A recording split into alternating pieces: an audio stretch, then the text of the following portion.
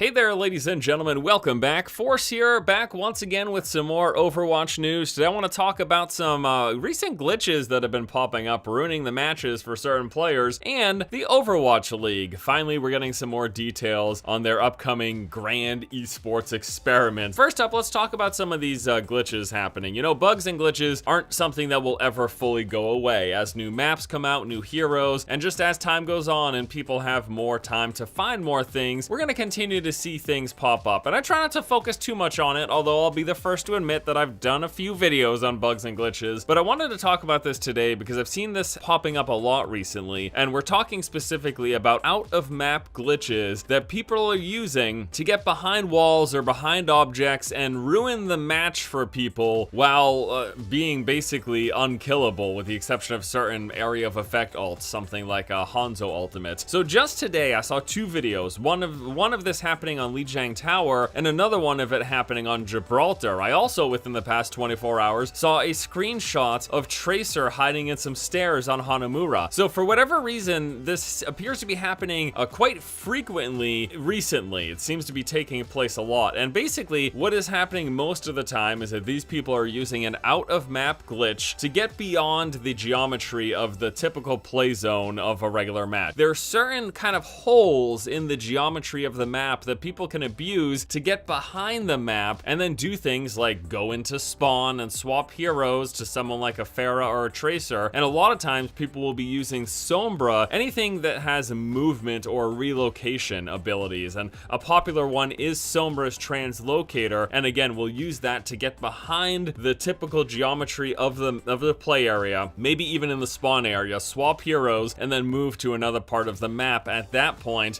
they're able to, a lot of times, shoot from behind walls or behind objects, killing people while being, again, almost unkillable with the exception of certain abilities or certain ultimates. This kind of stuff, as I mentioned at the top, it's never gonna really stop happening, especially with the introduction of new maps, and as time goes on. It's worth noting because, again, for whatever reason, recently it's been happening a lot, and we need to make people aware that if this happens, please, please, please report. This is in almost, I would say 99.9% of cases, exploiting. You don't stumble into this. You don't accidentally end up behind the geometry and then at a wall where you can shoot the opposing team. In many cases, in most cases, it's something they've done on purpose. They're trying to get an unfair advantage, and you need to report them so that Blizzard can deal with it. Now, obviously, those of you out there playing on the console, there's no in-game reporting system, but you do have console-wide reporting systems on the PlayStation and on the Xbox, as far as I'm aware. So make use of those. Take advantage of those. Report them in any method that you can. You can also report to Blizzard officially from their site. There's a reporting function on the Blizzard website. I'll give you guys a link to that in the description below. But yeah, this has been happening a lot. It's kind of a pain in the ass.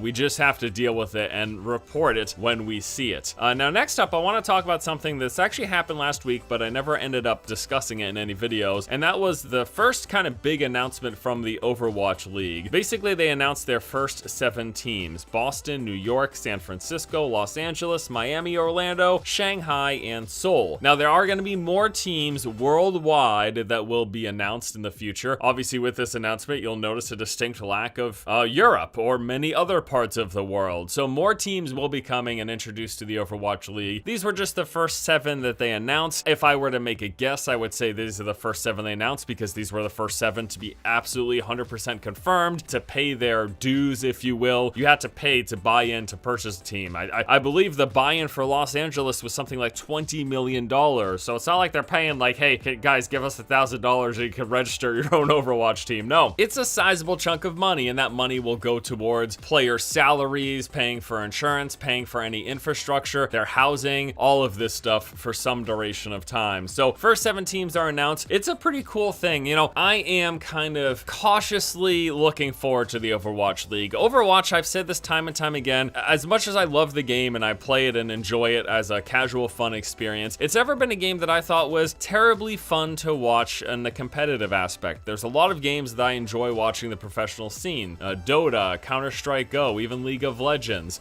And these are games that I don't even play, but I think they're good and fun to watch. Hearthstone's another game that I think is really fun to watch. But for many different reasons, and we don't need to go into all of them here, I've always felt like Overwatch was kind of a subpar viewing experience. I think part of it's due to the spectator mode, part of it's due just to the general gameplay and the 6 vs 6 nature with all these crazy abilities and ultimates and teams flying into each other. It makes it hard, even from someone who's played hundreds and hundreds of hours, to really follow the flow and the pace of battle. And I think many of that is going to come down to how Blizzard presents it and how the spectators in these official tournaments end up showing the gameplay and trying to get people to follow. But I'm still really looking forward to it. I think that if anyone can figure this out, hopefully it's going to be Blizzard. They're obviously putting a lot of care and money into this. They're starting up this huge league with professional regional based teams, and I think that'll be kind of cool. All right, everybody, that is going to do it for me here today. As always, I want to thank you all so much for watching. Please let me know what you think in the comment section below. Hope you have a good one, and until next time,